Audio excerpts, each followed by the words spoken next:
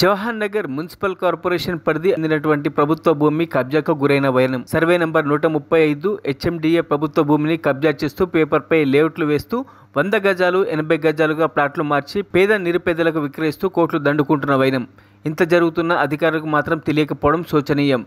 అధికారులకు భారీ ఎత్తున ముడుపులు అందాయి అనడానికి నిలువెత్తు నిదర్శనం ఈ అక్రమ వెంచర్లు కాదంటారా? అధికారులు నిజాయితీ పరులే అయితే ఇప్పటికైనా సంబంధిత అధికారులు వెంటనే స్పందించి అక్రమార్కులపై కఠిన చర్యలు తీసుకోవాలని స్థానిక ప్రజా సంఘాలు డిమాండ్ చేస్తున్నాయి.